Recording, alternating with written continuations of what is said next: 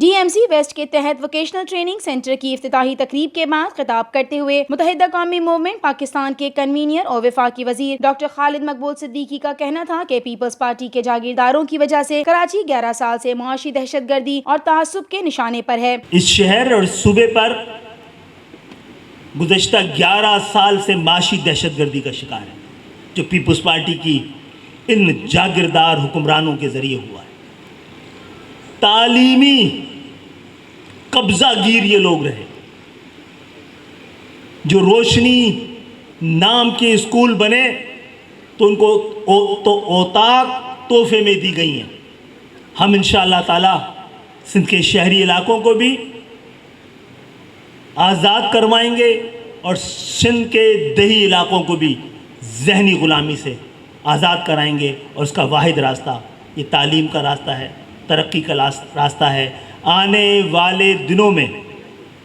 شاید 2-4 سال میں دنیا اتنی تبدیل ہو جائے گی کہ جس نے بدلتی ہوئی دنیا کے ساتھ خود کو تبدیل نہیں کیا، اس کو ختم کرنے کے لیے نہ کسی جنگ کی ضرورت پڑے گی، نہ کسی جدوجہد کی، نہ کسی آپریشن کی۔ پیپلز پارٹی کے پہلی دفعہ اقتدار میں آنے سے پہلے کا پاکستان آج کے پاکستان سے بہت بہتر تھا۔ پیپلز پارٹی لسانی تعصب کا مظاہرہ کرتی رہی اور نیشنلائزیشن کے نام پر ترقی یافتہ اداروں پر قبضہ کر لیا گیا۔ MQM جو 35-40 سال پہلے اس شہر کا مقدر بن رہی تھی، اس نے اب تک کتنے ہی چراغ جلائے تھے، اور یہی ہماری دہشت تھی۔ لوگ کہتے تھے آپ دہشت گرد ہیں، ہم کہتے تھے ہاں ہم دہشت گرد ہیں کہ ہم سے جاگیردارانہ نظام دہشت کھاتا ہے۔ ہاں ہم جنہوں نے تعلیم، جو کہ جینون جمہوریت کے بانی ہیں MQM والے، پوری دنیا پاکستان پہ قابض حکمرانوں کو بتا رہی ہے کہ اگر 70 سال کا آپ کو قرضہ اتارنا ہے تو یہی شہر ہے، وہی شہر جس پہ ہر طرح کا قبضہ کیا گیا،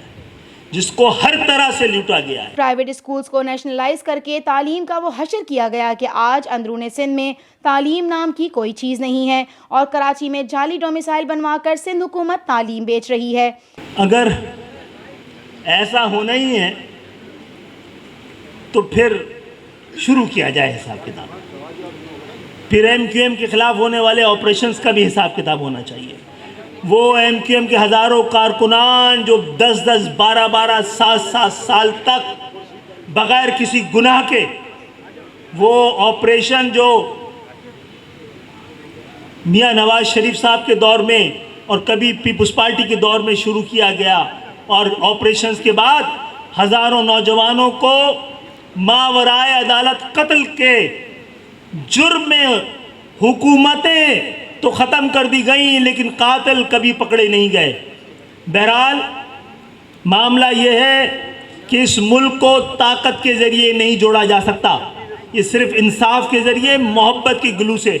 جڑ سکتا ہے اور اسی سے جوڑے گا۔ رکن رابطہ کمیٹی اور ممبر قومی اسمبلی سید امین الحق نے کہا کہ اورنگی میں ٹریننگ سینٹر کا قیام اس بات کی غمازی ہے کہ علم سب کے لیے ہے۔ جب MQM پاکستان کے پاس میئرشپ تھی، MQM کے پاکستان کے بعد جب نظامت تھی، تو 2008-2009 میں اس کا PC1 مکمل کر کے سندھ حکومت کو حوالے کر دیا گیا، لیکن سندھ کی کرپٹ حکومت نے اسے فائلوں میں دبا کے رکھا، اور جب 2015 میں MQM پاکستان نے شہر میں پانی کی کمی کے لیے مظاہرہ شروع کیا گیا، تو 2016 میں K4 کے سنگ بنیاد رکھی گئی۔ 2016 میں یہ اعلان کیا گیا کہ K4 2 سال میں مکمل ہو جائے گا، لیکن 3.5 سال گزرنے کے بعد بھی آپ سب نے دیکھا کہ آج سے 3 دن پہلے وزیر اعلیٰ سندھ صاحب کیا فرماتے ہیں، اپنی ناکامی کو تسلیم کرتے ہوئے کہتے ہیں کہ K4 اب مکمل نہیں ہو سکتا۔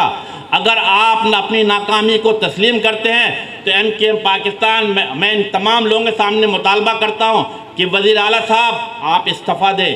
آپ اپنے منسٹر لوکل گورنمنٹ کو کان پکڑ کے باہر نکالیں، ان کے خلاف مقدمات چلائیں کہ انہوں نے کراچی کے عوام کے ساتھ یہ ظلم و زیادتی کیوں کی۔